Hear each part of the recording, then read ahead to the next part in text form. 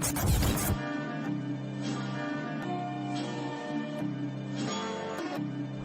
a dope move by James. Yeah. It's a big game. Who you know that got it behind the scenes like behind the O-line soon as the QB say hype? It's big game, big game. Analysis from the player's point of view. Injuries, big trades, player news. Yeah, sector competition, and he play with Tony Dungy. Better listen, I'm talking about Big Game Sports Buzz. Said everything you need and more. Yeah. Big Game Sports Buzz. I thought I told you once before. We call him Big Game James. Yeah, Big Game James. Big Game James.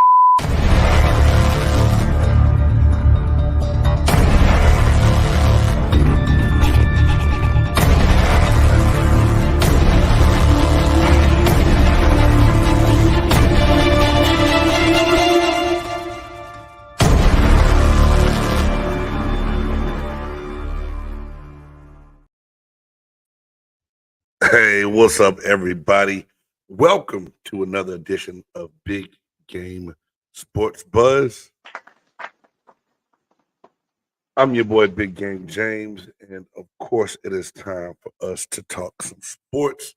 Big Game Sports Buzz, the home of the sports fanatic and the pro, come to talk to you everything sports and what's going on. And lately, what's been going crazy and on my mind is college football playoffs.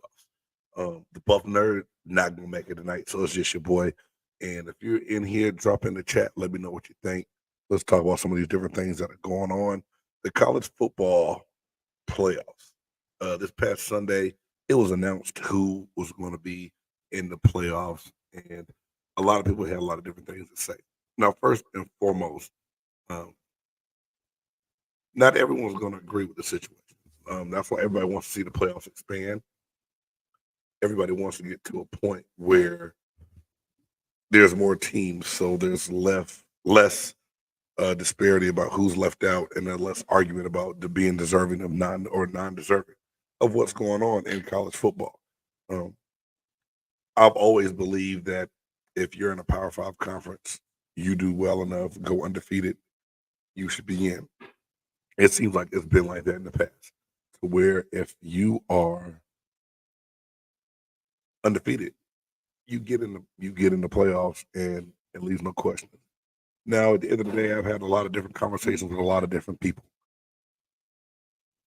Can I really be mad that the University of Alabama got into the playoffs with their record and how they played? I mean, we know they lost to Texas early in the year. So you can make that argument that they lost early. They won, 9 or 10 straight games after losing to Texas and beat the number 1 ranked team in the Georgia Bulldogs. Yeah, you can argue and you can say all of that. That's no doubt at all. But you can also say that their schedule wasn't as strong as people thought, that they struggled with University of South Florida team when they benched their quarterback, that they struggled and got lucky against Auburn. You can say a lot of different things. A lot of people keep talking about Florida State and what their record looked like this year, how they struggled to beat a Louisville team in the in their conference championship game. But at the same time, they're down to their third quarterback because they got one, George Travis. You know what happened to him against North Alabama? He broke his leg. Their backup quarterback gets a concussion against Florida in that rivalry game. And they're known now they're to the third quarterback. Defense still played well. So the selection committee is made up of a bunch of coaches and people that were former coaches at one time or ADs or everything else. And you make the statement and say all the time as a coach that next man up, be ready to play. Yet there's a small clause or whatever in the writing and wording of the college football selection committee that, if you're missing certain players, it can affect you. So how is it that because Florida State's without their best quarterback, they're going to end up getting punished and not make the Final Four of the teams that make the playoffs. I think it's a crock. I think that I really do think they should have got in. Not saying that Bama wasn't deserving, but I believe right is right. Some people are complaining that the ACC is down, but who would have thought that Clemson was ever going to go down to where they were in the conference? And even when the conference wasn't great, when you only had Clemson dominating the ACC, they will still get into playoffs. So, I think it's just the way you look at it, how you interpret it. You have to make the decision and live with it. And I think the committee is going to live with that decision. Or a question I posed to a lot of people on social media pages. Did the committee feel like they just had to have an SEC school in the playoffs? Because at the end of the day, I don't feel like most people think the playoffs are the playoffs without an SEC team in it.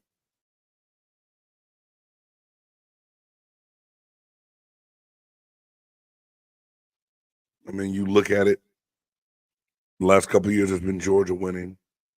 Alabama was in there before. Now, Alabama did miss last year. I know that they didn't make it.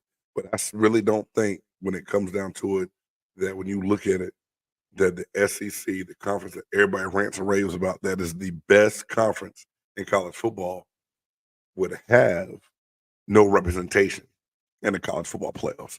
I honestly think that's what it came down to. People are going to tell me I'm crazy. You might say I don't know what I'm talking about. At the end of the day, it's about money. It's about ticket sales. It's about revenue.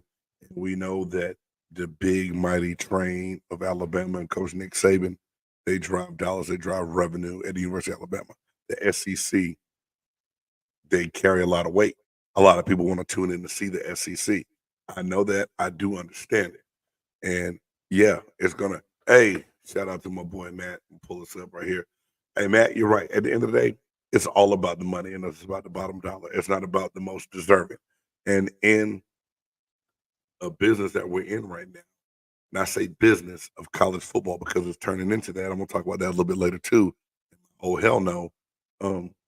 It's about the money and what can be done. And we know, I believe, the college football playoffs, without an SEC team, they lose some money.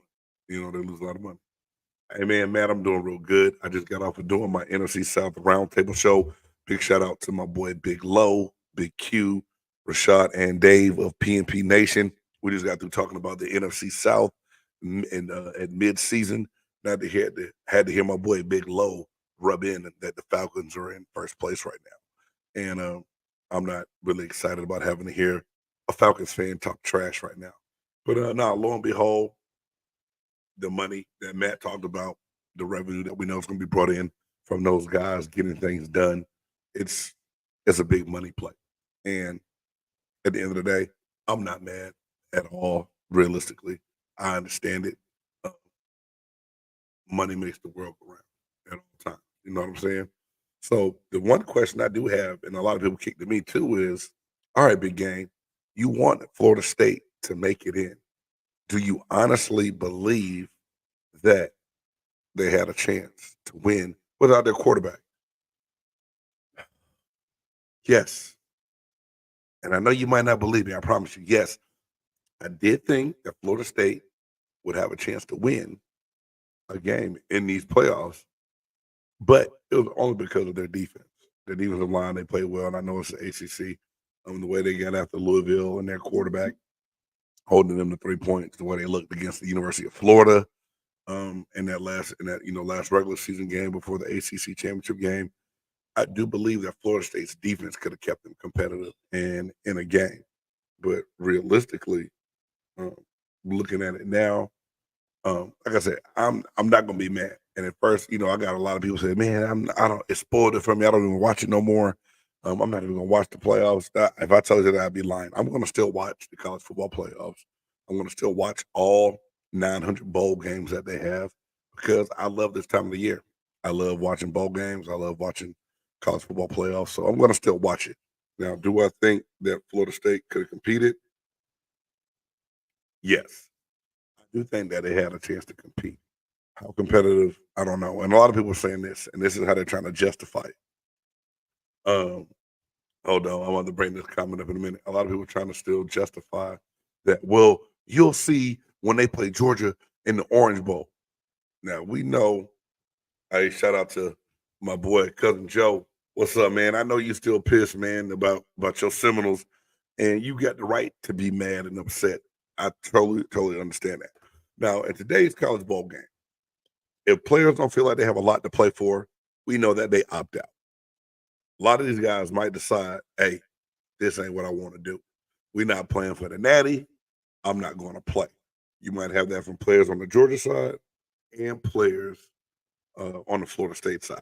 So I don't know if this is going to be a true measure. So many people that are Alabama fans and SEC fans, they want Georgia to kill Florida State just so they can say, I told you they didn't belong in the playoffs. But I cannot say that that's going to change my mind on wanting Florida State to be in the national championship race by getting in the playoffs because they get beat, if they get beat, in a bowl game against the University of Georgia. Now, Georgia didn't look great against certain teams this year, and it showed when they played against Bama. Now, Georgia is still good. They're going to still have another great recruiting class. They're going to still bring people in. But people always talk about the SEC. And I say this all the time, and I'll stick to it. The SEC is a big conference. SEC is a competitive conference. But at the same time, the same year, you pretty much got the same top 3 or 4 teams that represent the SEC well all the time. Georgia, Alabama, LSU, and as of late, a couple times, Tennessee. After that, it's a roller coaster. Who's going to give you something? Florida might give you something. Texas A&M is always going to choke. Ole Miss will play well for a while, and then when they run into the bigger schools in the conference, they fall off. So all this pure domination by the SEC that everyone talks about, I'm not sold on it. What's my man's name? He did a piece on ESPN.com writing, talking about really. I'm going to find that and share it on BGSE Network social media stuff about where they are really percentage-wise, win-wise, and what the SEC really did again compared to other conferences in the country this year. Now, that being said, Bama and Georgia, they are dominating enough to where you can put an entire conference on their back and ride off of the success of those 2 programs over the past few years, that the SEC is the best conference in football. And the same can be said for LSU when they were winning and doing things and they had Joe Burrow and everybody else. So, those things happen. Those things go down. But at the end of the day, when I look at it, the college football playoffs is done. I can't wait to see the expansion next year. I'm looking forward to that. I think it's going to be a good thing. Michigan is going to have their hands full with the likes of Alabama. There's just no other way to put it. That's what it's going to be. The Michigan Wolverines, they showed their room when they got announced where they're being seated and who they're going to play. And it wasn't a lot of cheers and yells and congratulatory speech when it came down to who they're facing in that bowl game. And then on the other side, man, so you got Michigan and Alabama, and then Texas and Washington. I really want to see what this Washington offense can do. I really want to see if Penix is the guy. I think that he's deserving of the Heisman Trophy. His story and being beat up the way he was and injured a lot early on at Indiana and being able to make that move out west to Seattle and play the way he has and carry the team the way he has. I just wonder if their defense is going to be good enough to stop Texas and Quinn Ewers, who's getting hot right now at the right time. We want to see. Let's see. We got another chat up here. Big game. Okay. I'll pull this up because, like I said, Joe is a big fan, and I'm gonna pull this up and see what he says, and he's gonna answer this one. So, right there, big game. Our defense would have carried us. Most of our players have opted out. Mad respect to Booger. He said what needed to be said. Bama struggled with South Florida, Arkansas, and needed a 4th and 31 miracle. That's facts. And Joe, I don't know if you saw the show last week, but Auburn was my oh hell no. They got Alabama 4th and goal from the 31-yard line. They don't rush. They got 2 ends mirroring, a nose spying, man coverage on the inside receiver, one-on-one coverage with the outside receivers, and they gave up a 4th and a miracle, and they got it. So, but like I said, and not to keep harping on it, the SEC, the college football committee feel like they had to have an SEC team in there. They couldn't justify Georgia getting in since they got beat by Alabama, and they put Alabama in. The college football playoffs would have been fine if it was Michigan versus Florida State and Washington versus Texas. That would have been fine. The masses and the people and the TV money and everybody else might have pitched a fit, would have been pissed off, and it wasn't going to go down. That's just in a nutshell. I think that's what it came down to. And, everybody said opinions like buttholes. Everybody got one and they all stink. That's just my opinion. I believe that at the end of the day, we're going to forget about it. Those fans of Florida State are going to be hurt, but they'll still continue to watch.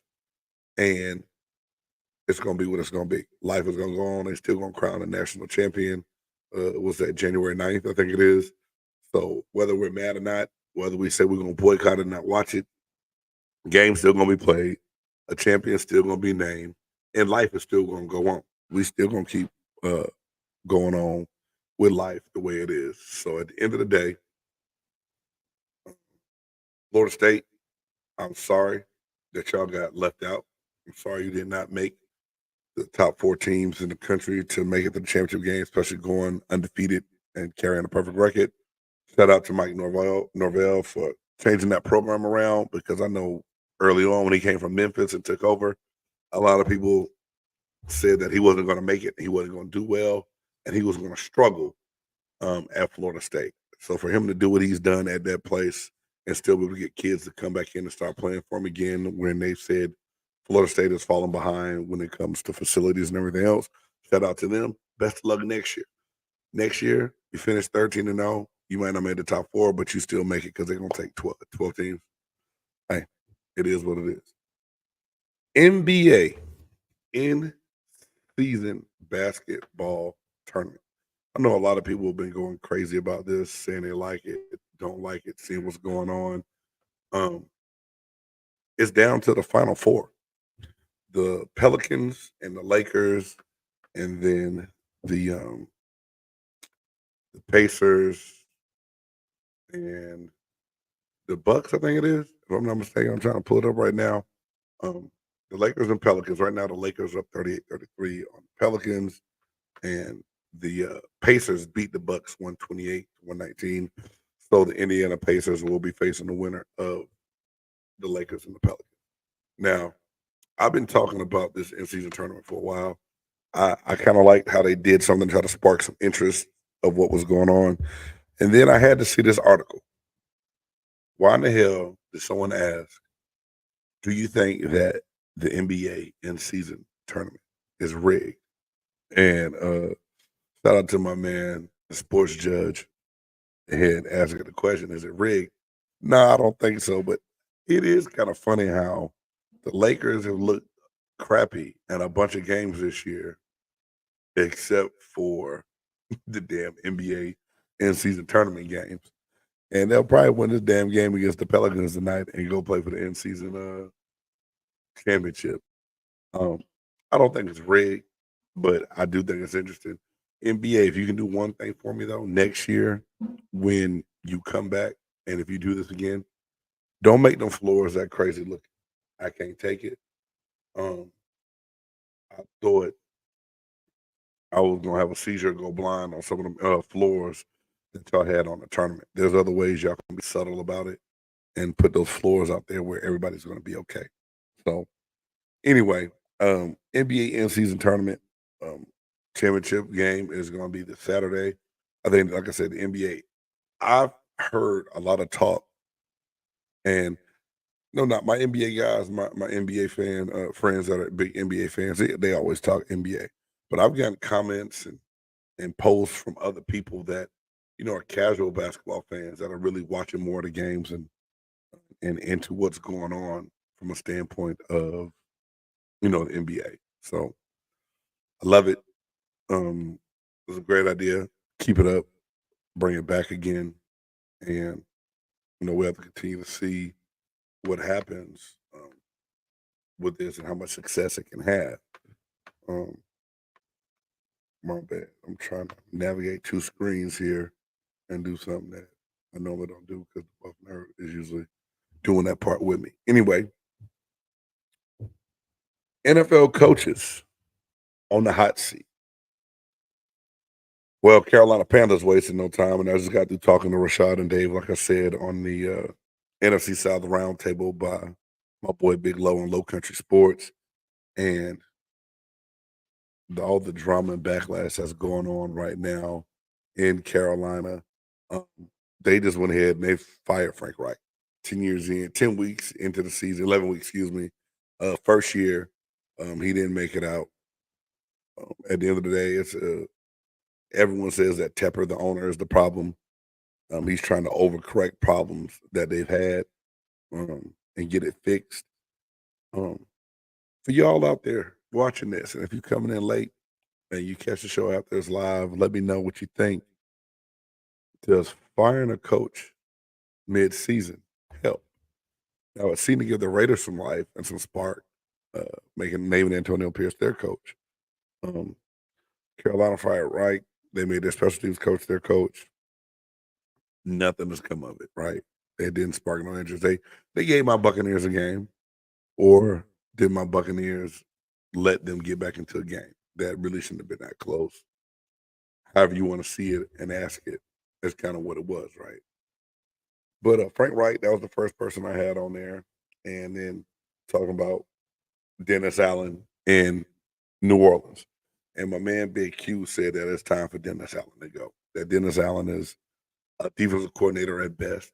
He's a good one, but he's not a head coach. And between him and Mickey Loomis, if things don't get changed up, they're going to mess up the team. So Dennis Allen on the hot seat in New Orleans is a name that's gotten kicked around and asked to me, is it time for him to go? My whole thing is the NFC South, the whole division is bad to where, like, even Falcon fans and my boy Big Low, they want Arthur Black gone, but at the same time, if he wins a division, how do you fire him if he wins a division? And the Falcons and the Buccaneers play each other this weekend, and I believe the winner of that game will win the division. So Bucks, let's go. We need to really go out there and beat the Falcons. We have got to beat Atlanta to reclaim the NFC South. But anyway, Dennis Allen with the Saints, as a coach, I believe, was on the hot seat. Hadn't had a bunch of success since being there. Struggling.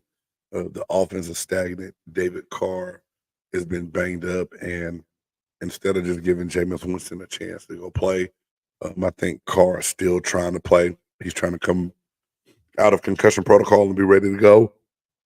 But I've said this plenty of times, being a former player and seeing how some of my teammates have tried to do things, sometimes you have to save a player from themselves. And Carr is going to continue to put himself in a situation where he's beat up and he's hurt. You got to stop him, sit him out. Have that player's best interest in mind, at heart. Don't let him go out there and hurt himself anymore. This next coach is one I know a lot of fans in Buccaneers country and Buck Nation, they want gone. Todd Bowles. And I was a Bowles fan, when he was named the coach, when Arians decided to step down. And I said that Bowles needed to get a legit chance, a legit shot to be the coach of the Tampa Bay Buccaneers. But going into his third year and seeing how things are looking and going, I'm not sold on Todd Bowles anymore. Can he fix it? If they win the division, I think he saves his job. But if he doesn't win the division this year, I believe that Todd Bowles is gone. I believe that the GM is going to make some moves and some changes if that's the case.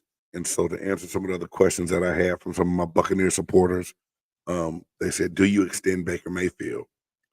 Do you give him a contract and keep him as your long-term solution?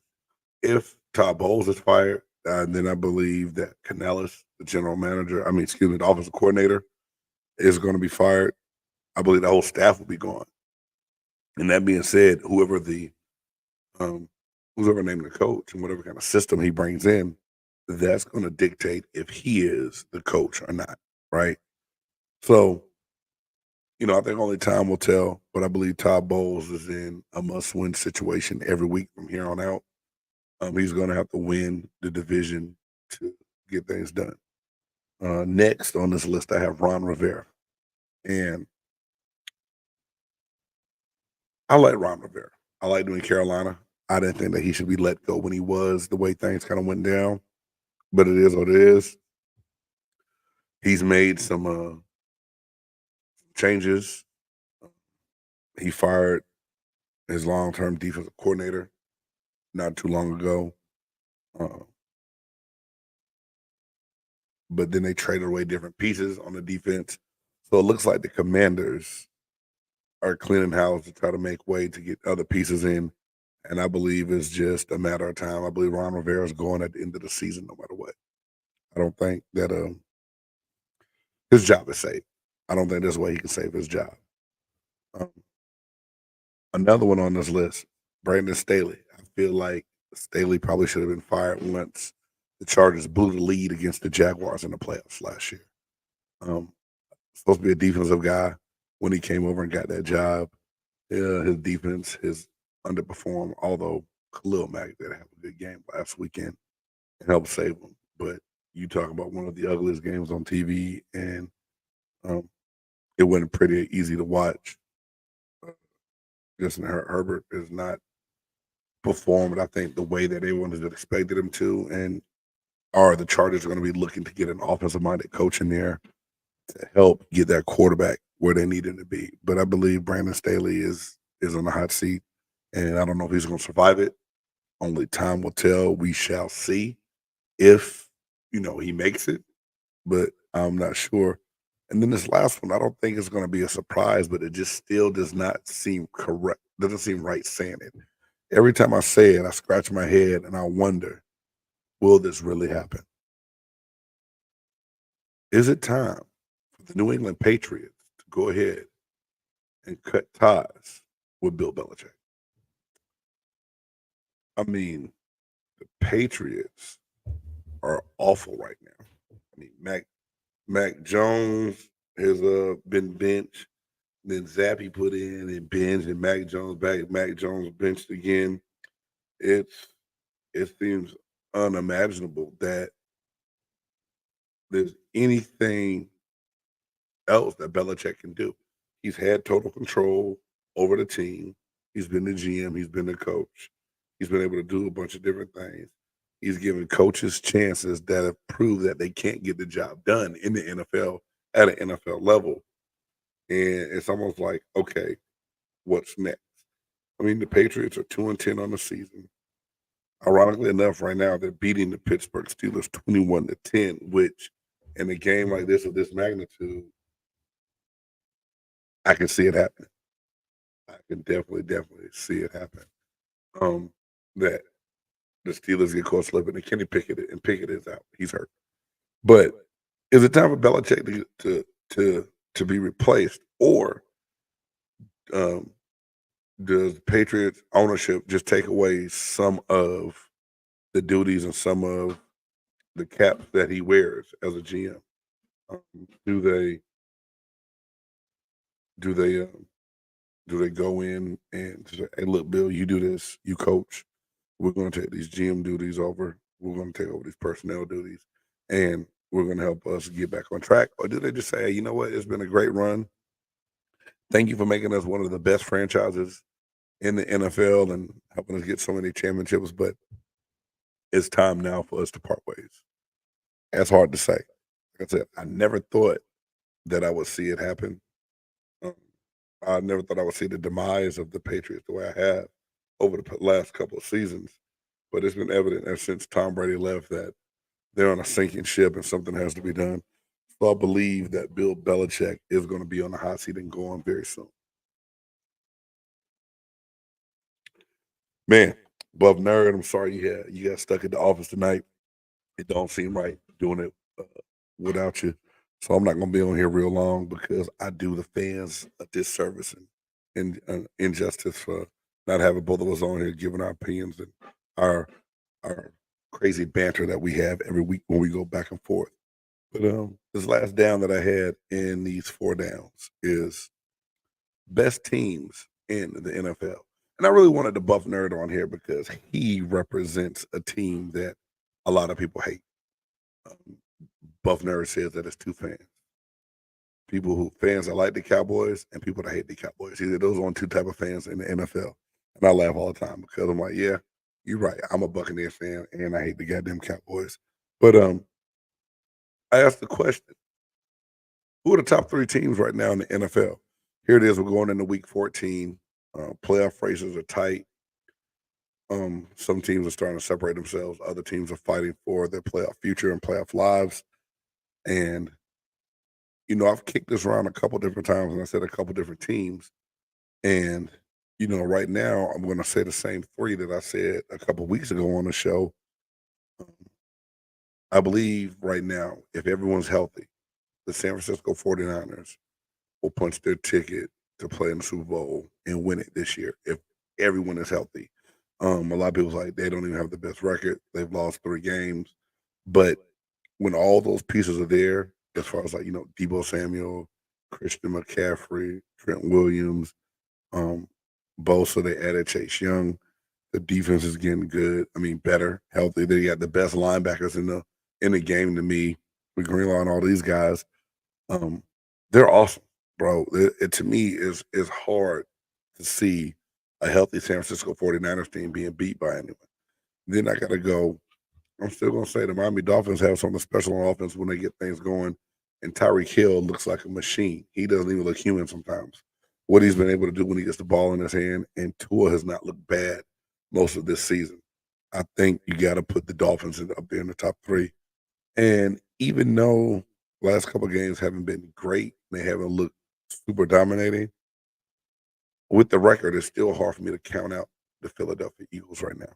And I think they're going to have to prove this weekend against the Dallas Cowboys that they are the better team and that they are a top 3 team. If they lose to the Cowboys, my next NFL ranking, that they will not be in the top 3 at all. But if the Eagles go out and win this game, they definitely will be a top 3 type team to me. Now, one team I think that is getting slighted a little bit, and I'm doing it even myself. I didn't mention them yet, and that's the Baltimore Ravens. I know the last couple of years, Lamar Jackson has not been able to stay healthy. He has not finished the season, and I believe that the Ravens go as Lamar Jackson goes. If Lamar Jackson is healthy, then the Baltimore Ravens have a chance. But their defense has been playing great. They've still sustained some injuries this year. They found a way to overcome it. They're winning the games they should win. They're top the AFC right now. So I don't think you count the Ravens out, but I think they've just put themselves in a situation lately where it's hard to believe in the Ravens. So with that being said, my top 3 teams, I'm going San Francisco, Miami, Philadelphia. And for all those fans out there that like silver and blue with the little star in your helmet, I will give you this. Dak Prescott is playing a lot better football this year. And I believe a lot of it is because the Kellen Moore risk-taking offense is gone. I would definitely say that. So some of those interceptions that Dak had last year, I'm going to blame it on Kellen Moore. I see that now because it's been a lot more conservative the way he's been playing with Mike McCarthy. The defense still looks shaky to me last week against the Seattle Seahawks. DK Metcalf lit them up. They did get a stop when it counted late in the game to win, but I think that's going to be areas of concern for the Cowboys come playoffs when they play against a more powerful team. And I still think that if San Francisco got a home game in the playoffs against Dallas, San Francisco wins that game, and that the Cowboys won't have a chance to stop them. But Dallas Cowboys, Dak being in the running for MVP and in consideration for MVP is valid and legit. I won't hate on you that much like that right now with that. And Cowboys being in the top 5, okay. Let's see how y'all look down this home stretch, and we'll talk about it again next time we on the show. But the Dallas Cowboys, y'all are close, but I can't put you in my top 3 yet. I got to see how you do some things. And we'll end this show on a segment that Jay Stock is not like a lot. And I got to run this real fast and do this because it's only right that I do it. Oh, hell no! Oh,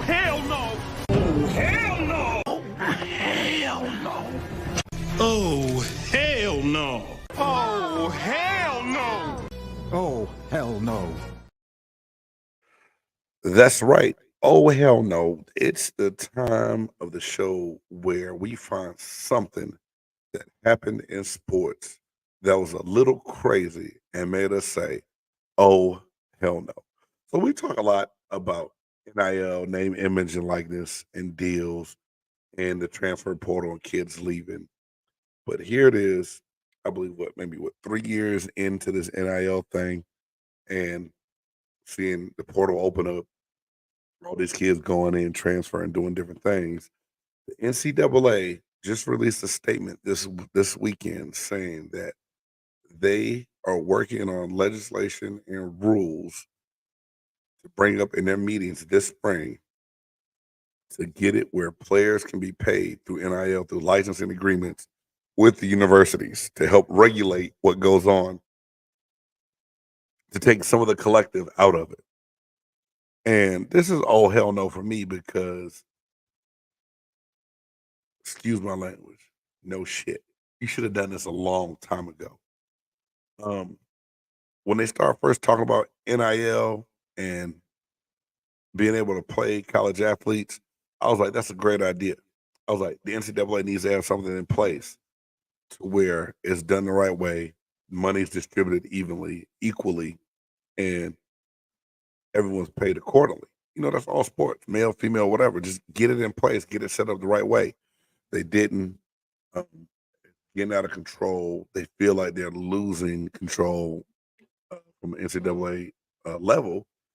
So they want to put different things in to have it where it can go as licensing, that each university would have to play so much per person per year into a trust fund, pay it out, but then some schools could still um, decide what kind of NIL money they give out, scholarships, all this other mess. It is a big old thing. I'll share the article on our social media. It's interesting to see and look at. But at the same time, why didn't the NCAA do this a long time ago? Why didn't the NCAA step up, make a statement, come and say, hey, you know what? NIL is necessary, and we do need to see our student athletes get paid. It's not going to be a pure amateurism sports anymore because this is what we're going to do and this is how we're going to do it. They never did it. They let it start running rampant. So they let the NIL and the transfer portal almost become a free agency sort of market for college athletes. So here it is. You have a student that goes to a smaller school, balls out, plays well. A bigger school's like, whoa, who? This guy can ball. I'm gonna go holler at him. Hey man, why don't you go in the portal? What you making over there? Oh, $20,000. 20,000. All right, man. Hey, you got to make 250,000 over here. That kid's gonna jump in the portal, leave, and go to that school right away. This is something that could have been nipped in the bud if there were regulations and stipulations put on it early on, and the NCAA had a better hand in it. Here it is. You didn't step in. You didn't stop it. You let things get out of control. Now you want to come in and try to fix it and put a Band-Aid on something that probably needs a stitch. It's probably going to take a lot more than your meetings and what you take to Congress or legislation this spring. And it's going to be a while before different things can get implemented. But needless to say, something needs to be done.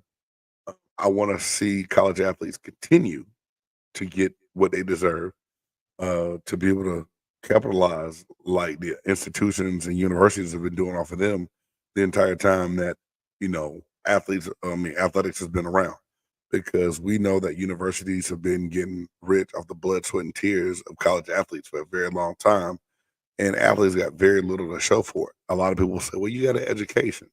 Okay, education don't take care of that CT and concussions and the brain problems I have later on from laying it out on the line for my institution, for my university.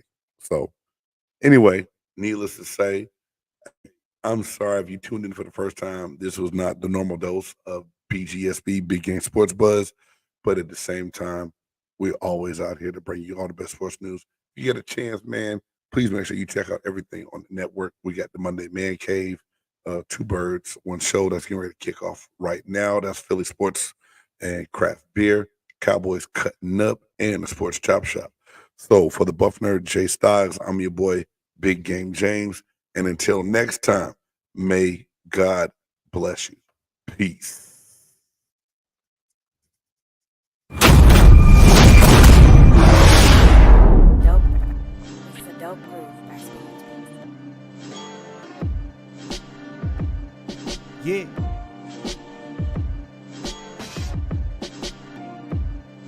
big game. Who you know that got it behind the scenes, like behind the O-line, soon as the QB say hype. It's big game, big game. Analysis from the player's point of view.